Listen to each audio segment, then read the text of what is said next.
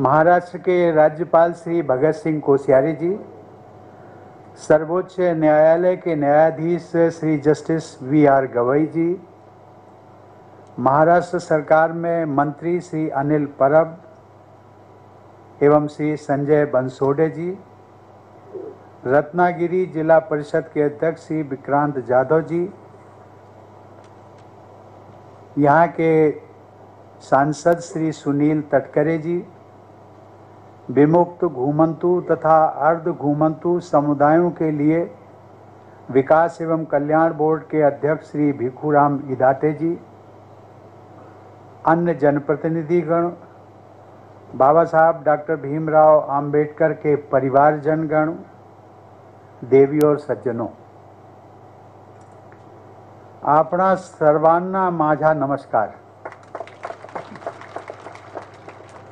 आज राष्ट्र निर्माते बाबासाहेब डॉक्टर भीमराव आंबेडकर यांचे वडिलोपार्जित गांव आंबाडवेचे धर्तीवर येण, त्यांच्या अस्थी कलशची पूजा करण, भगवान बुद्ध नसेच बाबासाहेब डॉक्टर आंबेडकर यांच्या प्रतिमेवर आवी आदरणीय रामजी सकपाल व आदरणीय रमाबाई आंबेडकर यांच्या चिंतावर पुष्पांजली अर्पण करण मी माझे परम सौभाग्य मानतो।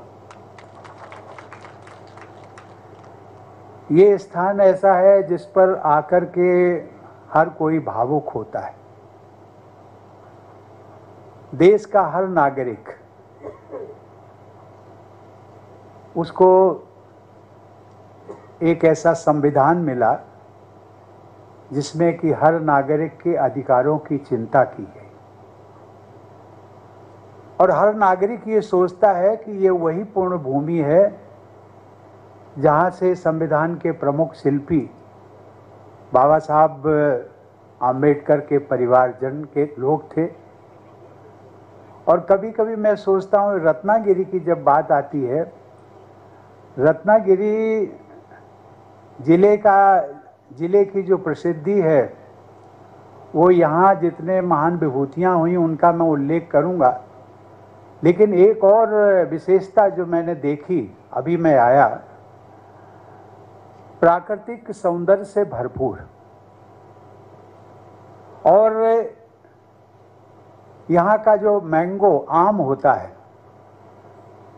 जिसको अंग्रेजी में अल्फांसो कहते हैं और हिंदी में शायद हापुस कहते हैं, उस आम की मिठास वो केवल भारत तक सीमित नहीं है बल्कि विश्व के अनेकों कंट्री में उनको ये जब पता चलता है कि ये मैंगो है कहाँ का, कौन से ज़िले का है, इंडिया का है, बात समझ में आती है, लेकिन इंडिया में भी किस जगह का है तो ये कहा जाता है रत्नागिरी जिले का। उसकी मिठास, आम की मिठास वहाँ तक पहुँची है और यहाँ के लोगों की आचरण में भी मिठास है, वाणी में भी मिठास है।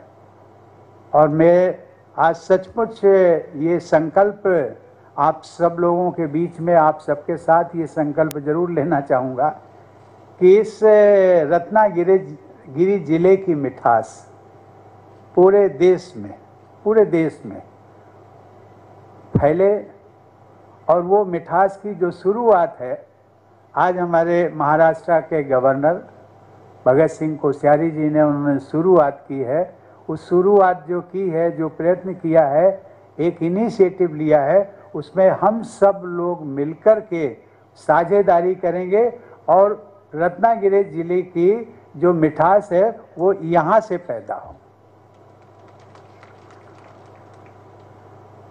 देवी और सज्जनों, लगभग 2 महीने पहले 6 दिसंबर को देशवासियों ने बाबा साहब का महापरिनिर्वाण दिवस मनाया और उनका सादर स्मरण भी किया।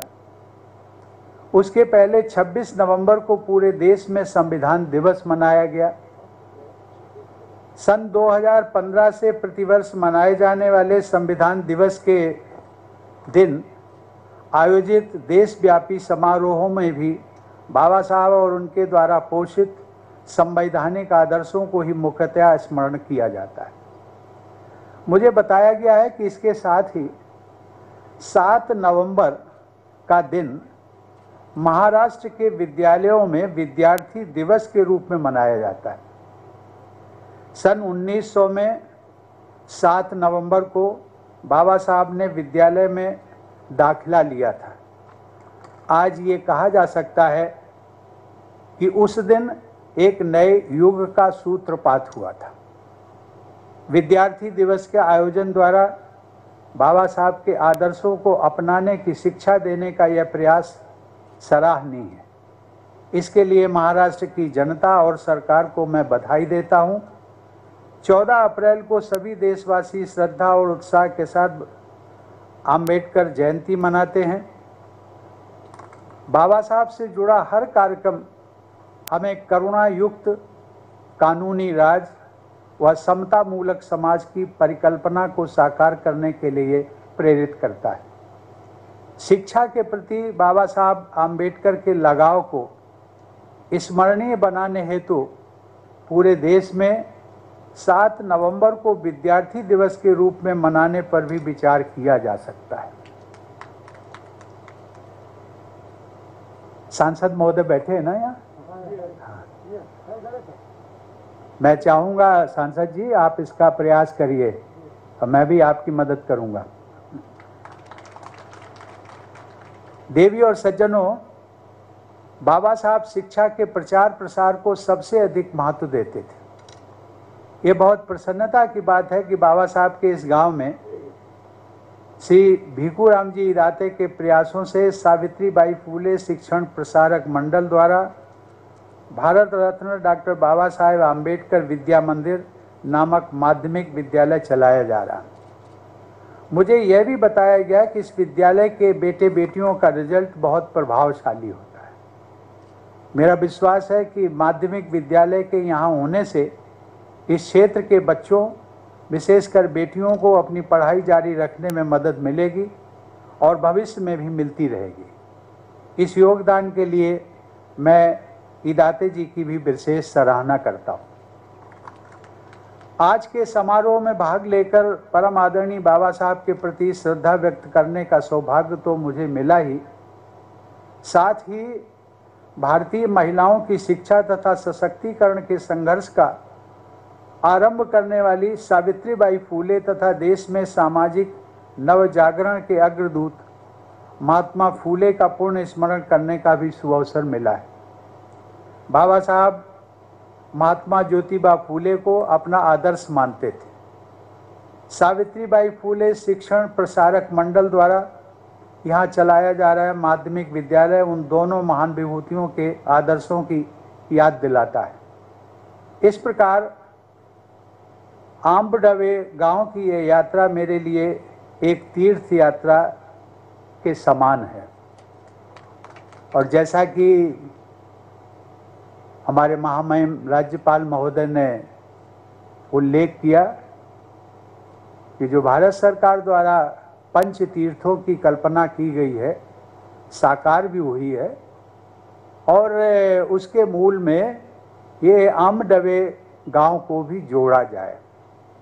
ये बहुत अच्छी परिकल्पना है और इसके लिए भी सांसद जी मैं आपसे ही अनुरोध करूंगा कि आप इसका प्रयास करिए, मैं आपकी मदद करूंगा। आप बार बार कहेंगे कि प्रयास करने के लिए मुझे कहते हैं क्योंकि आप सांसद हैं, केंद्र सरकार के प्रतिनिधि भी हैं और सही माने में सांसद महोदय आप मेरे प्रतिनिधि भी हैं। देवी और सज्जनों, बाबा साहब की जीवन यात्रा से जुड़े 5 महत्वपूर्ण स्थलों को पंचतीर्थ का नाम दिया गया।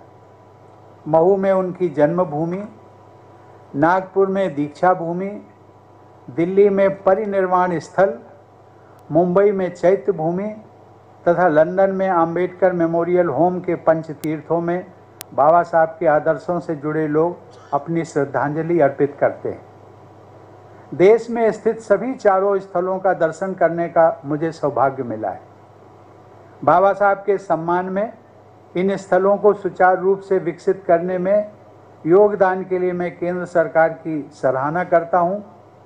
केंद्र सरकार को मेरा सुझाव भी होगा कि बाबा साहब से जुड़े उन महत्वपूर्ण स्थलों की भांति उनके इस पैतृक गांव में स्थित स्मारक को भी तीर्थ स्थल घोषित किया जाए।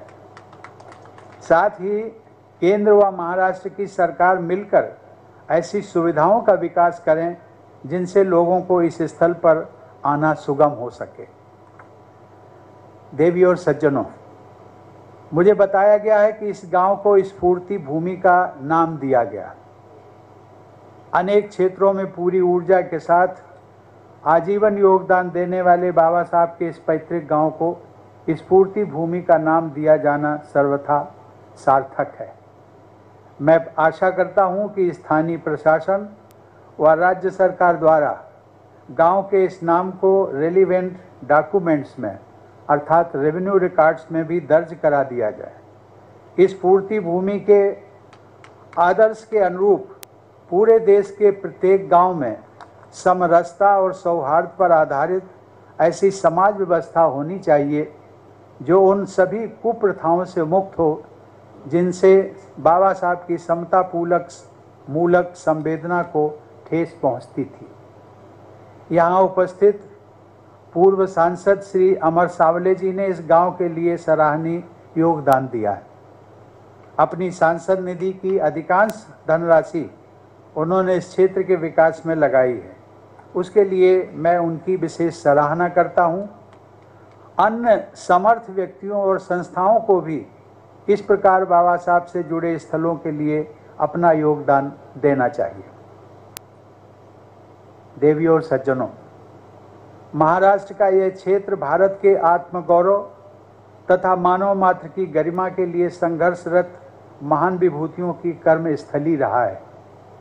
इसी रत्नागिरी जिले से जुड़े रायगढ़ में छत्रपति शिवाजी महाराज ने हिंदवी साम्राज्य का उद्घोष किया था और उनका ऐतिहासिक राज्याभिषेक हुआ था। 2 महीने पहले मुझे रायगढ़ दुर्ग में राज्यपाल महोदय के साथ शिवाजी महाराज के ऐतिहासिक राज्याभिषेक स्थल को देखने तथा उनकी पवित्र समाधि पर श्रद्धा सुमन अर्पित करने का सौभाग्य मिला था। महात्मा फूले और सावित्रीबाई फूले के पैतृक स्थल भी इसी क्षेत्र के सतारा और पुणे जिलों में स्थित है और यह क्षेत्र उनकी कर्मस्थली भी रहा है। रत्नागिरी से जुड़े कोल्हापुर में ही छत्रपति शिवाजी के वंशज साहू जी महाराज ने 19वीं सदी के अंत तथा 20वीं सदी के आरंभ में महात्मा फूले के आदर्शों को आगे बढ़ाया तथा बाबा साहब को हर तरह से सहायता प्रदान की। इस प्रकार रत्नागिरी के क्षेत्र ने देश को अनेकों रत्न दिए हैं, जिनमें सभी एक से बढ़कर एक हैं। रत्नागिरी जिले ने एक और मूल्यवान रत्न के रूप में भारत रत्न बाबा साहब डॉक्टर भीमराव अंबेडकर को भी दिया। इससे रत्नागिरी जिले का जो नाम है वो सार्थक हो गया है और ऐसा लगता है कि इस जिले में जो भी न जाने कितने अभी भविष्य में भी अन्य रत्न पैदा होंगे। ऐसी विभूतियों की जीवन गाथाओं के बारे में जानकर लोगों को, विशेषकर युवाओं को बहुत प्रेरणा मिलती है। इन सभी महान व्यक्तियों ने अपने जीवन में नैतिकतापूर्ण लक्ष्य सामने रखे और उस पर निरंतर चलते रहे। अच्छे उद्देश्यों के लिए उन लोगों के प्रयासों का लाभ समाज और देश को मिला है। इस संदर्भ में मराठी में कुछ पंक्तियां मैं आप सबके साथ साझा करना चाहूँगा। पावले ती धन्य होती ध्यास पंथे चालता, पावले ती धन्य होती ध्यास पंथे चालता, सार्थक जीवाचे होते ध्यास पंथे चालता, गौरवान्वित होते संस्था ध्यास पंथे चालता, उजलते तेज माय भूचे ध्यास पंथे चालता। अर्थात लक्ष्य के पथ पर चलते हुए चरण धन्य हो जाते हैं। लक्ष्य के पथ पर चलते हुए जीवन सार्थक हो जाता है। लक्ष्य के पथ पर चलते हुए संस्थान के सम्मान में वृद्धि होती है तथा लक्ष्य के पथ पर चलते हुए मातृभूमि की गरिमा बढ़ जाती है। इसी भावना के साथ समानता और समरसता के लक्ष्यों की ओर हम सबको आगे बढ़ना चाहिए। देवी और सज्जनों, अन्याय के विरुद्ध संघर्ष की सीख बाबा साहब को अपने पिता श्री राम जी सकपाल से भी मिली होगी, जो फौज में सूबेदार मेजर रह चुके थे। बाबा साहब के आजोबा यानी पितामह श्री मालोजी सकपाल भी फौज में रहे थे। बाबा जी के पिताजी मानते थे कि देश की रक्षा व सुरक्षा हेतु अपने जीवन की कुर्बानी देने के लिए महार रेजिमेंट में भर्ती होना उन सबका राष्ट्रीय दायित्व है। लेकिन महार जाति के लोगों की फौज में भर्ती पर सन 1892 से रोक लगा दी गई। सेना से सेवानिवृत्त होने के बावजूद बाबा साहब के पिताजी ने उस अन्याय के विरुद्ध आवाज़ उठाई और महादेव गोविंद रानाडे तथा बम्बई के गवर्नर के समक्ष इस मुद्दे पर ज्ञापन दिया। फौज में महार समुदाय के लोगों की भर्ती के इस विषय को लेकर वे निरंतर प्रयासरत रहे। अंततः फरवरी 1917 में वह आदेश निरस्त किया गया और प्रथम विश्व युद्ध के समय महार बटालियन की पुनः स्थापना की गई। देवी और सज्जनों, शिक्षा और स्वाध्याय के प्रति बाबा साहब की निष्ठा सर्वविदित है। मुंबई में उनके निवास राजगृह में उनका निजी पुस्तकालय अत्यंत विशाल था। शिक्षा और अध्ययन को उन्होंने व्यक्तित्व, समाज और राष्ट्र निर्माण के सबसे महत्वपूर्ण माध्यम के रूप में अपनाया और दूसरों को भी ऐसा करने के लिए प्रेरित किया। बचपन से ही अध्ययन के प्रति उनके अनुराग का एक रोचक उदाहरण उनके इस पैतृक गांव से जुड़ा हुआ।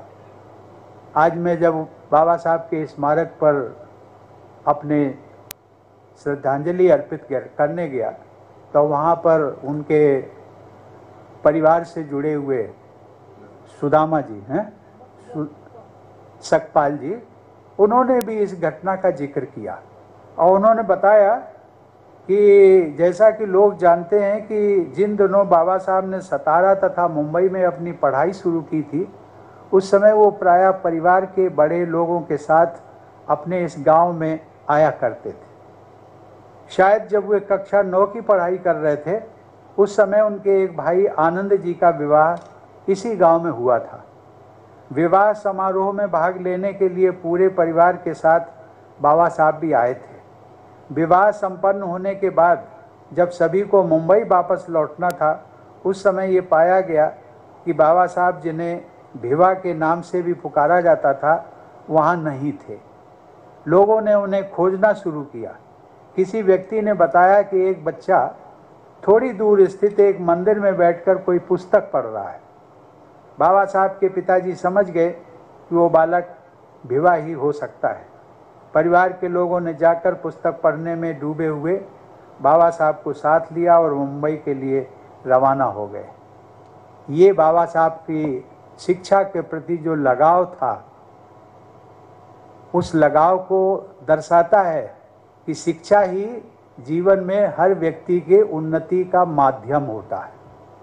और इसीलिए उन्होंने जो मूल मंत्र दिया था, एजुकेट, शिक्षित बनो, उसके बाद एजिटेट, शिक्षित बनो, संगठित रहो और स्ट्रगल करो। ये जो मूल मंत्र था, उसमें शिक्षा सबसे पहले है। आज शिक्षा की बहुत ज़रूरत है, हम सब के लिए ज़रूरत है शिक्षा। मैं कभी कभी कहता हूँ, जब आम लोगों से भी मिलता हूँ तो मैं कहता हूँ कि किसी को 3 समय का भोजन यदि आपके घर में बनता है तो 2 समय का भोजन कर लेना, लेकिन अपने बेटे बेटियों को शिक्षा के बारे में उनका जो अवसर मिला है, वो अवसर उनको मत गंवाने देना। देवी और सज्जनों, कोविड की महामारी के संकट के दौरान ही इस क्षेत्र के लोगों को जून 2020 में निसर्ग साइक्लोन की आपदा का सामना भी करना पड़ा। मुझे ये जानकर प्रसन्नता हुई कि Dalit Indian Chamber of Commerce and Industry यानी डिक्की द्वारा निसर्ग साइक्लोन के बाद यहाँ के सभी परिवारों के लिए राहत के कार्य करने के साथ साथ इस गांव को आत्मनिर्भर बनाने की भी पहल की गई। इस प्रयास में डिक्की के साथ खादी ग्रामोद्योग निगम, डॉक्टर बाबा साहब आम्बेडकर टेक्निकल यूनिवर्सिटी तथा बैंक ऑफ बड़ौदा की भागीदारी भी है। मुझे बताया गया है कि कोविड महामारी के कारण इस प्रकल्प को कार्य रूप देने में कुछ रुकावट आई है, लेकिन मुझे विश्वास है कि इस गांव में छोटे उद्यमों को बढ़ावा देकर लोगों को आत्मनिर्भर बनाने का यह सामूहिक प्रयास परिवर्तनकारी सिद्ध होगा तथा यहाँ के लोगों के जीवन में अच्छा बदलाव आएगा। इस गांव तथा क्षेत्र के लोग प्रगति और समरसता का आदर्श प्रस्तुत करेंगे। मैं चाहूँगा कि इसी प्रकार भारत के अन्य ग्रामीण अंचलों में भी विकास और आत्मनिर्भरता का प्रयास हो। जब हमारे गांव आत्मनिर्भर होंगे तभी सही अर्थों में आत्मनिर्भर भारत के निर्माण का संकल्प पूरा होगा। इस संदर्भ में यह बताना प्रासंगिक है कि बाबा साहब भी स्वरोजगार के समर्थक थे। उन्होंने स्टॉक और शेयर्स के व्यापार में सलाहकार के रूप में व्यवसाय करने के लिए एक फर्म की स्थापना की थी। CPWD के टेंडरों में वंचित लोगों की हिस्सेदारी की मांग करते हुए उन्होंने सन 1942 में वाइसराय लिनलियो थगो को ज्ञापन दिया था। उनके बहुआयामी व्यक्तित्व में स्वरोजगार द्वारा आर्थिक शक्ति अर्जित करने वाले उद्यमी का स्वरूप भी शामिल है। अपनी व्यापक सामाजिक व राजनीतिक जिम्मेदारियों के कारण वे उद्यमी पक्ष को समय नहीं दे पाए, लेकिन उनके प्रयासों के फलस्वरूप आज हमारे देश में हर वर्ग के युवा स्वरोजगार द्वारा सफलता के कीर्तिमान स्थापित कर रहे हैं। वंचित वर्ग से निकले सफल उद्यमियों की प्रेरणादायक कहानियों की दलित मिलियनियर्स जैसी पुस्तकें प्रकाशित और लोकप्रिय हुई हैं। उद्यमशीलता से जुड़े इस सराहनीय परिवर्तन में यहाँ उपस्थित डिक्की के फाउंडर चेयरमैन पद्मश्री से सम्मानित डॉक्टर मिलिंद कांबले जैसे लोगों का उदाहरण अनुकरणीय है। ऐसे उद्यमियों की उपलब्धियां बाबा साहब के बहुआयामी योगदान का एक महत्वपूर्ण पहलू है। बाबा साहब द्वारा निर्मित संविधान की व्यवस्था में आज प्रत्येक वर्ग के युवाओं को हर क्षेत्र में आगे बढ़ने के अवसर उपलब्ध हैं। बाबा साहब का आदर्शवाद उनके कार्यों में परिलक्षित होता था। उनकी कार्यनिष्ठा का गहरा प्रभाव उनके सहयोगियों में देखा जा सकता है। सौभाग्य से मुझे कुछ ऐसे निस्वार्थ जन सेवकों के साथ काम करने का अवसर भी मिला जो स्वयं बाबा साहब के साथ जुड़े रहे। यहाँ उपस्थित सुप्रीम कोर्ट के जज जस्टिस भूषण रामकृष्ण गवई के पिता श्री रामकृष्ण सूर्यभान गवई, जो पूर्व में राज्यपाल और संसद में मेरे सहयोगी भी थे, उन लोगों में थे जिन्होंने बाबा साहब के साथ संघर्ष किया और उसके बाद उनके पदचिन्हों पर चलते हुए समाज की सेवा की। ऐसे जन सेवकों की संवेदनशीलता और परहित की भावना ने मेरे मनो मस्तिष्क पर एक अमिट छाप छोड़ी है।